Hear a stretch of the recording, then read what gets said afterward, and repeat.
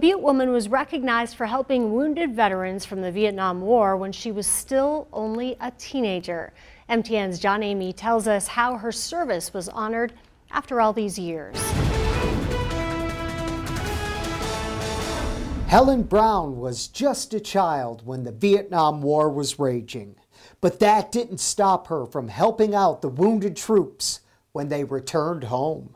They were fighting for us. They were fighting so I could go to school, so that I could have the freedom to go to my prom. Her service was recognized last month with the Department of Defense Certificate and Medal of Appreciation.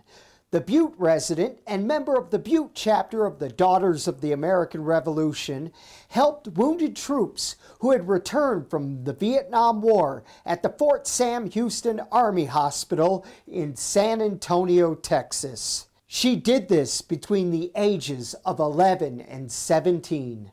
There would just be rows of stretchers of these soldiers. They were burnt, their legs were missing, their arms were missing. So it wasn't unusual for me to go get bedpans and urinals and water.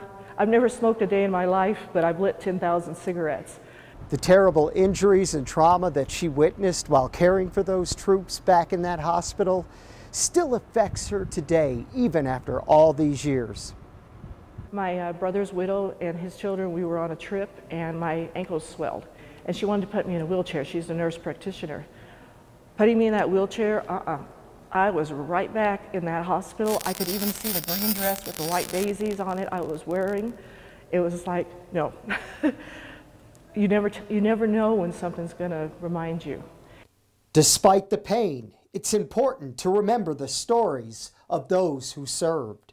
It's a story of the Vietnam War and how horrific it really was for our young men and women. In Butte, John Amy, MTN News. Brown said she urges our government to support wounded veterans and provide them with funding for health care needs.